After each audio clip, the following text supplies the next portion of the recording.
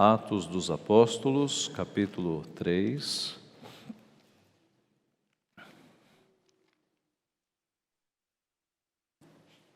Dos versos 11 a 26. Atos dos Apóstolos, capítulo 3, versos 11 a 26. Diz assim a santa e inerrante palavra do Senhor. Apegando-se ele a Pedro e a João, todo o povo correu atônito para junto deles, no pórtico chamado de Salomão. À vista disso, Pedro se dirigiu ao povo dizendo: Israelitas, por que vos maravilhais disto? Ou por que fitais os olhos em nós, como se pelo nosso próprio poder ou piedade o tivéssemos feito andar? O Deus de Abraão, de Isaque e de Jacó, o Deus de vossos pais, glorificou a seu servo Jesus, a quem vós traístes e negastes perante Pilatos, quando este havia decidido soltá-lo. Vós, porém, negastes o santo e o justo e pedistes que vos concedessem um homicida. De Sarte matastes o autor da vida, a quem Deus ressuscitou dentre os mortos, do que nós todos somos testemunhas. Pela fé em um nome de Jesus, é que esse mesmo nome fortaleceu a este homem que agora vedes e reconheceis. Sim, a fé que vem por meio de Jesus deu a este saúde perfeita na presença de todos vós. E agora, irmãos, eu sei que o fizestes por ignorância, como também as vossas autoridades. Mas Deus assim cumpriu o que dantes anunciara por boca de todos os profetas, que o seu Cristo havia de padecer. Arrependei-vos, pois, e convertei-vos, para serem cancelados os vossos pecados, a fim de que da presença do Senhor venham tempos de refrigério, e que envie Ele o Cristo que já vos foi designado, Jesus, ao qual é necessário que o céu receba até os tempos da restauração de todas as coisas, de que Deus falou por boca dos seus santos profetas desde a antiguidade. Disse, na verdade, Moisés: O Senhor Deus vos suscitará dentre vossos irmãos um profeta semelhante a mim. A ele ouvireis em tudo quanto vos disser. Acontecerá que toda alma que não ouvir a esse profeta será exterminada do meio do povo. E todos os profetas, a começar com Samuel, assim como todos quantos depois falaram, também anunciaram estes dias. Vós sois os filhos dos profetas e da aliança que Deus estabeleceu com vossos pais, dizendo a Abraão: Na tua descendência serão abençoadas todas as nações da terra. Tendo Deus ressuscitado o seu servo, enviou-o primeiramente a vós outros, para vos abençoar, no sentido de que cada um se aparte das suas perversidades. O tema do sermão desta manhã é: o que fazer quando surge a oportunidade? O que fazer quando surge a oportunidade? Vamos orar. Pai Santo, Deus bendito, mais uma vez estamos diante da Tua santíssima palavra, palavra que foi registrada fidedignamente para que o Teu povo fosse edificado, palavra que foi inspirada pelo Senhor em homens separados pelo Senhor mesmo, para que a registrassem com zelo, com veracidade, e palavra que foi preservada no decorrer dos séculos, para que não fosse corrompida, para que chegasse pura hoje aos nossos olhos e aos nossos ouvidos. Nós te louvamos pela Tua grande providência em preservar a Tua palavra, para que nós sejamos hoje alimentados, edificados e dirigidos pelo Senhor, Pai. Abençoa-nos, portanto. O Senhor sabe da nossa pequenez, da nossa limitação de entendimento. O Senhor sabe quanto nós somos fracos, pecadores, mas pedimos, Pai, o poder do Teu Santo Espírito a aplicar a Tua palavra no nosso coração, a corrigir os nossos pensamentos e as nossas atitudes, para que nós andemos na Tua vontade, Pai. É o que nós pedimos nesta manhã, humildemente, em nome de Jesus. Amém. É comum nas festas de aniversário dos nossos dias, ao final da festa você receber um presentinho, uma lembrancinha para levar para casa. Em casa, por conta de 3 filhos, nós vamos em muitas festas de aniversário e já recebemos todo tipo de presente no final. Chegamos até a receber fones de ouvido, abajur. Qual foi o melhor presente que você já recebeu numa festa de aniversário? Qual foi o melhor presente que você já recebeu numa festa de aniversário? E qual seria o melhor presente para você oferecer para as pessoas na sua festa de aniversário? Qual seria o melhor presente para na tua festa de aniversário você oferecer às pessoas? Guarde aí a tua resposta, daqui a pouco retornaremos a ela. No último domingo nós vimos a cura do coxo de nascença, aquele homem que nunca havia andado e pelo poder do nosso Deus, ele saiu pulando, louvando ao Senhor por tamanha cura. Nós fomos ensinados no domingo passado a continuar o ministério do nosso Senhor Jesus, por meio de uma vida de oração, que é própria dos discípulos de Cristo, por meio do serviço de ajudar as pessoas que estão ao nosso redor, que também é próprio dos discípulos de Cristo, e por meio de uma vida de louvor, uma vida de gratidão e adoração ao nosso Deus. E agora que a multidão viu aquele milagre, a multidão que conhecia aquele homem, que era um mendigo, que estava ali à porta do templo pedindo esmolas, aquelas pessoas sempre viram aquele homem ali no templo, e agora aquele homem está andando, está pulando, a multidão, ela correu para junto de Pedro e João para ver o que estava acontecendo, e Pedro e João vão aproveitar a oportunidade, vão aproveitar para falar de Cristo, para pregar a palavra àquele povo, aquela multidão que está diante deles, querendo ouvir alguma coisa. O que será que Pedro e João vão falar? Será que eles vão se gabar, vão se exibir por conta do milagre? Será que eles vão falar, acusar e culpar aquelas pessoas? Qual será o discurso destes apóstolos diante de tamanha oportunidade? Diante de uma multidão de pessoas na frente deles, esperando uma palavra, o que eles vão falar? Meus irmãos, o que nós devemos fazer quando nós temos a oportunidade de pessoas diante de nós, prontas para ouvir algo? Como é que nós aproveitamos esta oportunidade? O que é que nós fazemos quando no nosso trabalho alguém começa a falar sobre religião, e aí todos olham para você, esperando que você, que é um crente, diga alguma coisa.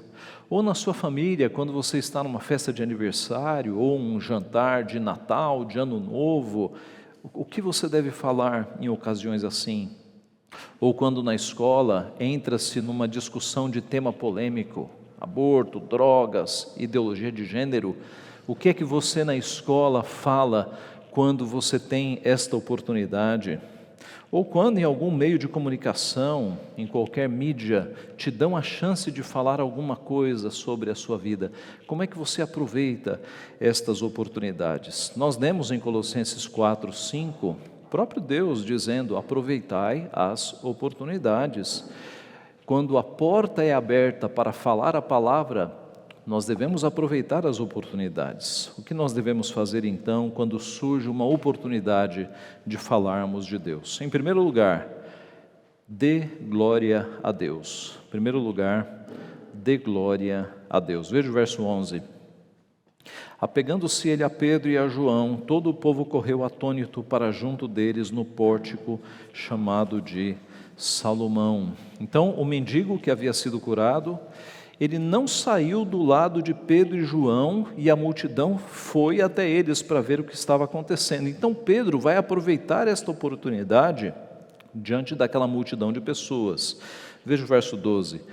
À vista disso, Pedro se dirigiu ao povo dizendo: Israelitas, por que vos maravilhais disto, ou por que fitais os olhos em nós, como se pelo nosso próprio poder ou piedade o tivéssemos feito andar? O Deus de Abraão, de Isaque e de Jacó, o Deus de nossos pais, glorificou a seu servo Jesus, a quem vós traístes e negastes perante Pilatos, quando este havia decidido soltá-lo. Vós, porém, negastes o santo e o justo, e pedistes que vos concedesse um homicida. Dessarte matastes o autor da vida, a quem Deus ressuscitou dentre os mortos, do que nós somos testemunhas. Então veja o que Pedro fez aqui. Primeiro, ele tirou de si e de João qualquer glória relacionada àquela cura. No verso 2, ele diz: por que vocês estão olhando para nós como se pelo nosso próprio poder ou piedade tivéssemos feito este homem andar? Não olhem para nós, não fomos nós que curamos este homem. Então observe como Pedro e João, tendo ali a chance de se gabar, de se exibir, que é o que o nosso coração quer, eles imediatamente, rapidamente colocam a glória em Cristo, que de fato era o autor daquela cura. Na sequência, ele acusa aquelas pessoas de traição, nos versos 13 e 14, mostrando que quando houve aquela consulta ao povo: quem vocês querem que eu solte, a Barrabás ou a Jesus? Eles escolheram Barrabás, escolheram errado, é claro, e os acusa de assassinato. Vocês mataram o autor da vida. Veja o que vocês fizeram. Vocês mataram o autor da vida, a quem Deus ressuscitou. No verso 16, pela fé em o nome de Jesus, é que esse mesmo nome fortaleceu a este homem que agora vedes e reconheceis. Sim, a fé que vem por meio de Jesus deu a este saúde perfeita na presença de todos vós. Então, Pedro e João lançam a glória daquela cura a Jesus. Em Atos 14 acontece algo semelhante com Paulo e Barnabé. Eles curaram um paralítico e a multidão achou que eles eram deuses. E imediatamente, Paulo e Barnabé rasgaram as suas vestes, num sinal ali de humilhação total, para mostrar que eles não eram deuses coisa nenhuma, e deram toda a glória a Deus. Meus irmãos, o nosso coração pecaminoso, ele quer glória, ele quer fama, ele quer assumir coisas que por vezes nem fomos nós que fizemos. Tudo que nós fazemos vem de Deus. No meio evangélico hoje, nós temos pseudos pastores aficionados por glória humana, homens que produzem até falsos milagres, encenações, para que o seu ministério fique na mídia, para que eles apareçam como os poderosos. O mundo está cheio disso hoje. Mas quando surgir uma oportunidade de falar, não busque glória para si próprio, coloque a glória em Deus. Nós temos irmãos em Cristo lá no Nordeste, o presbítero Eli, a dona Rose, e eles têm 2 filhos que foram estudar, filhos casados, que foram estudar em Harvard, num curso para presidentes de empresas, num curso de altos executivos. E estes nossos irmãos, os filhos, se portaram de uma maneira tão cristã que isso deu um testemunho ali na classe, tão bonito. E numa reunião destes alunos, altos empresários aqui em São Paulo, eles conheceram o pai, dos alunos e elogiaram o comportamento dos filhos.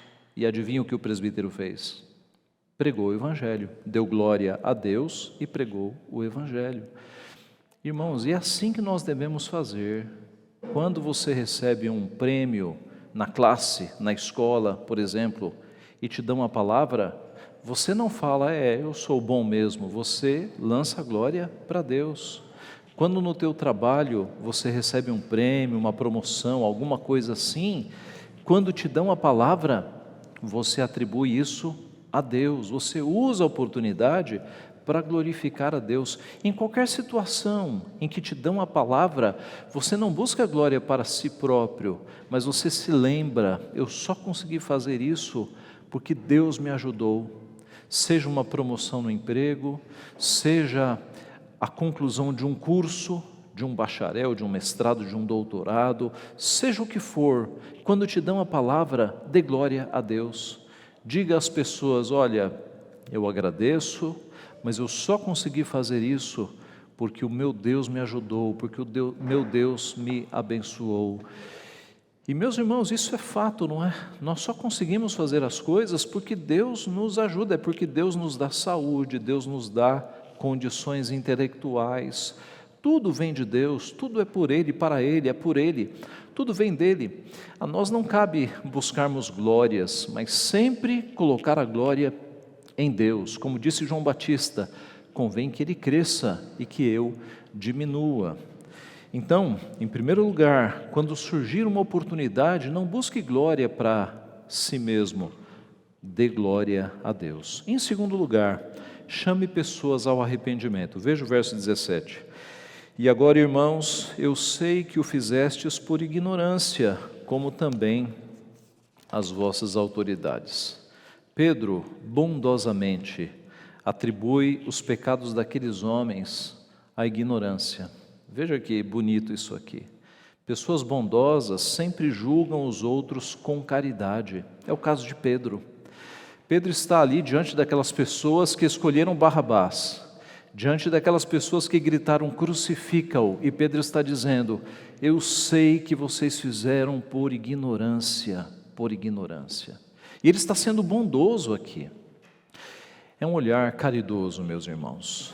Quando pessoas que não têm Cristo nos atacam, quando pessoas que não têm a Cristo falam mal de nós, nos atacam, atentam contra a nossa reputação, contra o nosso nome, nós temos que ter um olhar caridoso. Nós devemos pensar assim, essa pessoa só está fazendo isso porque não tem a Cristo. Essa pessoa está fazendo isso porque está na ignorância. Eu vou orar por ela, para que ela tenha os olhos abertos, para que ela conheça a Cristo. Você sai do mesmo nível da pessoa e ao invés de responder com raiva, com vingança, com indignação, você sobe o degrau para olhar com os olhos de Cristo. E os olhos de Cristo olham para pessoas que estão na ignorância. Pai, perdoa-lhes porque não sabem o que fazem, eles estão na ignorância. Estevão, Pai, não lhes imputes estes pecados. Então, nós não podemos ser seres vingativos, que estamos nos vingando e arrumando briga com quem não é crente. Com quem é crente, a abordagem é outra. Você vai conversar com o irmão, você vai confrontar o irmão, vai levar testemunhas. Se a coisa não resolver, leva para a igreja. Agora, com não crentes, você age caridosamente e você reconhece a ignorância. Ele está fazendo isso só porque está nas trevas. Então eu vou ser caridoso. É o que Pedro está fazendo aqui. Verso 18, ele continua, mas Deus assim cumpriu o que dantes anunciara por boca de todos os profetas, que o seu Cristo havia de padecer. Pedro está dizendo que fazia parte das profecias que Cristo passasse pelo que passou. É claro que foi por mãos de homens que ele foi levado à cruz, mas tudo dentro de um propósito de que Cristo morreria na cruz. Irmãos, Cristo, se morresse de uma parada cardíaca, não teria nos salvado. A morte de Cristo deveria ser dolorosa, substitutiva. Nós, no Credo Apostólico, recitamos que Cristo desceu ao Hades. João Calvino, comentando esta parte do Credo Apostólico, ele diz que o Hades subiu até a cruz, na verdade. O inferno subiu à cruz. Por quê? Porque o que nós sofreríamos no inferno, Jesus Cristo sofreu na cruz. Ora, Ele não pagou pelos nossos pecados na cruz do Calvário? Por que você acha que Cristo morreu antes dos outros bandidos? Ele tinha força física para estar vivo, mas Ele morre antes porque a dor de Cristo foi muito mais intensa do que a daqueles homens que estavam à sua direita e à sua esquerda. Porque, como disse Isaías, Ele tomou sobre si todos os nossos pecados. A dor espiritual de Cristo foi muito pior do que até a sua dor física. Então, meus irmãos, nós temos Cristo morrendo por nós, sofrendo. Ele não poderia morrer de um ataque de coração. Ele estava destinado a ser homem de dores, homem que sabe o que é padecer, e os sofrimentos dele na cruz durante horas foram os sofrimentos que pagaram de fato pelos nossos pecados. Então era necessário que houvesse cruz. Ele foi crucificado por mãos humanas, mas tudo dentro do plano de Deus. A cruz era necessária para a nossa salvação. Pedro continua, verso 19: arrependei-vos, pois, e convertei-vos, para serem cancelados os vossos pecados. Agora Pedro chega no ponto, arrependei-vos e convertei-vos, para serem cancelados os vossos pecados. Quando nós temos oportunidade, nós devemos anunciar às pessoas que elas se arrependam, que elas se convertam. Quando Deus nos dá a oportunidade, esta é a pregação, este é o evangelismo. Observe que a salvação é pela fé mesmo. Para que os nossos pecados sejam cancelados, não é necessária qualquer obra, qualquer peregrinação, nem o batismo, como advogam os romanistas. Arrependei-vos e convertei-vos, para serem cancelados os vossos pecados. Para cancelamento de pecados é necessário o quê? Arrependimento e conversão, fé. Só se arrepende quem tem fé, e a fé é um dom de Deus. Veja o verso 20. A fim de que da presença do Senhor venham tempos de refrigério, e que envie Ele o Cristo, que já vos foi designado Jesus, ao qual é necessário que o céu receba até os tempos da restauração de todas as coisas de que Deus falou por boca dos seus santos profetas desde a antiguidade. Em outras palavras, se vocês se arrependerem e se converterem, vocês terão tempo de refrigério, vocês terão um tempo de descanso espiritual e presenciarão no futuro o retorno do Messias. Esta é a mensagem aqui. Então, meus irmãos, quando surgir uma oportunidade, chame pessoas ao arrependimento. Chame pessoas ao arrependimento. Nós vivemos em uma época de evangelização errada. Nós vivemos numa época de pouca evangelização. E o pouco que há é de uma evangelização errada. É uma época de muito Jesus te ama e de pouco arrependa-se dos seus pecados. Nós não pregamos o evangelho dizendo Jesus te ama. Nós pregamos o evangelho dizendo: meu amigo, arrependa-se dos seus pecados. Porque se você parar uma pessoa na rua e disser: ei, Jesus te ama, a pessoa pode pensar assim: bom, que bom, vou continuar vivendo do jeito que eu estou vivendo. Se do jeito que eu estou vivendo Jesus me ama, ótimo, o que muda? Agora, se você, conversando com uma pessoa, com jeito de ser, arrependa-se dos seus pecados, a tua vida não está agradando a Deus, você tem pecado, se arrependa desses pecados, converta-se a Deus, mude de vida.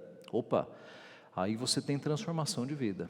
Este é o verdadeiro evangelho, esta é a verdadeira forma de evangelizar pessoas. Foi assim que os profetas fizeram. Os profetas não chegavam num povo e diziam: olha, Deus ama todos vocês, Deus tem um plano maravilhoso na vida de vocês. Nunca. Arrependam-se dos seus pecados. E os profetas diziam isso ao povo, aos religiosos e até aos reis. E alguns profetas morreram por confrontar pecados de reis. João Batista A pregação dele era essa: arrependei-vos, porque está próximo o reino dos céus, arrependam-se dos seus pecados. A pregação de Jesus Cristo foi a mesma: arrependei-vos, e a dos apóstolos também. E a nossa deve ser a mesma, meus irmãos, com jeito, com palavras temperadas com sal, falando a verdade em amor, mas nós devemos confrontar as pessoas que estão ao nosso redor vivendo uma vida errada. Minha amiga, meu amigo, arrependa-se dos seus pecados. Você está vivendo uma vida contra Deus, contra a lei de Deus. Converta-se, mude de vida, para que você tenha a vida eterna. Então, em segundo lugar, quando nós temos oportunidade, nós devemos chamar pessoas ao arrependimento. Em terceiro e último lugar, anuncie a Jesus Cristo. Veja o verso 22.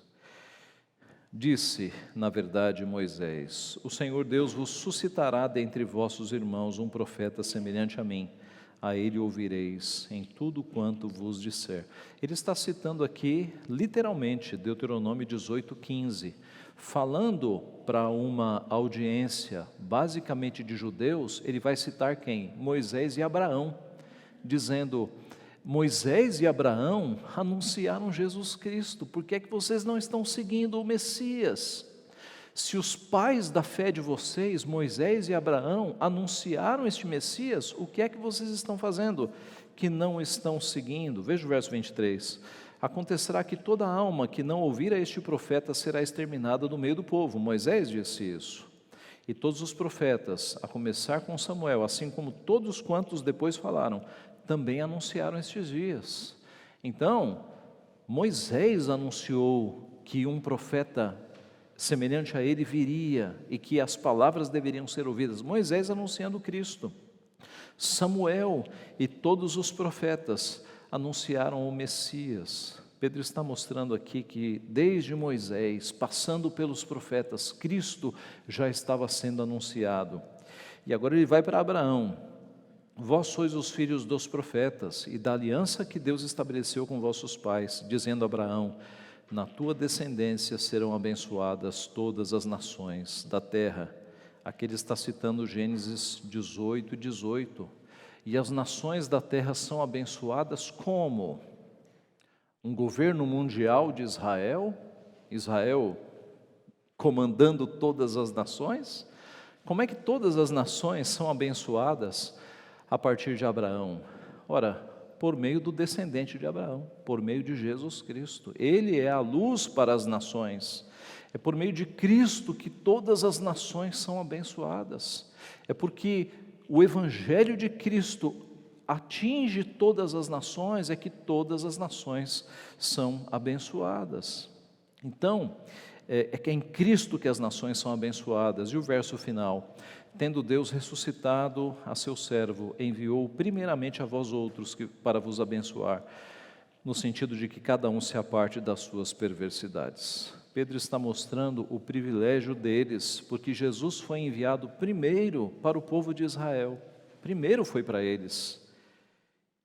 Então é necessário que eles se apartem das suas perversidades. Eles devem aproveitar a oportunidade que Deus está dando àquele povo de ver com os seus olhos e ouvir com os seus ouvidos o próprio Messias, e eles devem se apartar das suas perversidades. Observe então que Pedro e João anunciaram a Jesus Cristo. Aquela cura que aconteceu fez com que eles dessem glória a Deus, fez com que eles confrontassem pecados e, no ápice, anunciassem Jesus Cristo como Messias, como Salvador, chamassem as pessoas ao arrependimento. É o que nós devemos fazer também, meus irmãos. Tendo oportunidade, nós devemos falar de Cristo às pessoas. Quantas pessoas vêm conversar conosco para desabafar os seus problemas, para pedir um conselho? E nesta hora, fuja dos chavões da nossa cultura. Ora, no final vai dar tudo certo, se não deu certo é porque não chegou ao final. Sabe essa teologia de botequim? Fuja dessas coisas. Pense seriamente, ore: Senhor, me dá as palavras corretas. e fale: meu amigo, minha amiga, a solução para a tua vida passa por Deus, passa por Cristo. Não fique tentando lidar com os sintomas, vá na causa, na origem, na raiz do problema. Se você não se voltar para Deus, a tua vida vai ser esse desastre mesmo. Creia em Deus, busque a Deus em primeiro lugar, as outras coisas serão acrescentadas se você buscar o reino de Deus em primeiro lugar na tua vida. Então, não desperdice a oportunidade. Quando as pessoas vierem pedir conselhos para você, anuncie Jesus Cristo, com jeito, com sabedoria, Deus vai te dar as palavras. Não perca a oportunidade. Concluindo, qual é o melhor presente que você pode dar numa festa de aniversário? Você consegue pensar em algo mais precioso do que a salvação em Cristo Jesus? E como é que eu dou esse presente, pastor? Fazendo com que na tua festa de aniversário a palavra de Deus seja pregada, a palavra de Deus seja anunciada. Você já parou para pensar que você tem amigos e amigas que nunca pisaram numa igreja, que nunca leram a Bíblia, que quando recebem um vídeo na internet e veem que é coisa de crente, tiram? Então, que oportunidade você tem na tua festa de aniversário, por exemplo, nas tuas bodas de casamento, no teu casamento, no almoço e no jantar de Natal, em que está cheio de não crentes por vezes da tua família, na passagem do dia 31 para o dia 1º, sabe esses eventos em que você está com pessoas ao teu redor que não são crentes? Que oportunidade de você dar o melhor presente possível para essas pessoas, que não é a lembrancinha do final do aniversário, mas é a pregação da palavra de Deus. Então, algumas aplicações mais diretas. Quando você fizer aniversário, pense nisso. Pense nos salgadinhos, no bolo, pense em tudo, mas pense no principal. Eu vou usar esta festa de aniversário para dar o melhor presente para os meus familiares e para os meus amigos. Eu vou dar um jeito de pregar a palavra. Você, teu marido ou teu pastor, estou à disposição. Mas pense nisso, é o principal. Porque, meus irmãos, a vela do aniversário, ela acaba. O bolo acaba, o salgadinho acaba. Agora, a vida eterna é duradoura, é o melhor presente que você pode oferecer para alguém numa festa de aniversário. Não faça uma festa de aniversário sem que haja a palavra de Deus sendo proclamada. Aproveite esta oportunidade. Bodas de casamento, almoços de Natal, almoços com a família. Sempre que você tiver a oportunidade, pregue a palavra. Leve o melhor presente para estas pessoas. No teu serviço, se você for receber uma homenagem, se te derem a palavra, aproveite para proclamar a Cristo, para dar glória a Deus. É claro, seja sábio, não é? Não vai ser numa reunião de trabalho, o chefe chama todo mundo para uma reunião, aí você, por favor, eu gostaria de usar a palavra. Não, não é isso. Não é? Porque aí você está roubando o tempo da empresa para questões que não são da empresa. Agora, numa homenagem, numa promoção, em algum momento em que te derem a palavra para que você fale da tua vida, aí você aponta para Cristo, aí você aproveita a oportunidade. Na escola, na faculdade, a mesma coisa. Num curso, onde quer que você esteja, se te derem a palavra, aponte para Cristo, aproveite a oportunidade para pregar Jesus Cristo. Esta vida, meus irmãos, é passageira. Trabalho, cursos, tudo isso passa, mas a palavra de Deus é eterna e Cristo é o Salvador da vida. Então, aproveitemos as oportunidades para pregar a Cristo, para lançar glória para Cristo, para mostrar às pessoas que a única salvação é Jesus Cristo. É Cristo quem dá sentido à nossa vida. E é Cristo o único caminho para a vida eterna. E há pessoas perdidas neste mundo, na escuridão do pecado, que precisam ser libertas por Jesus Cristo. E nós somos os portadores destas boas notícias. Aproveitemos as oportunidades. Que Deus nos abençoe. Amém.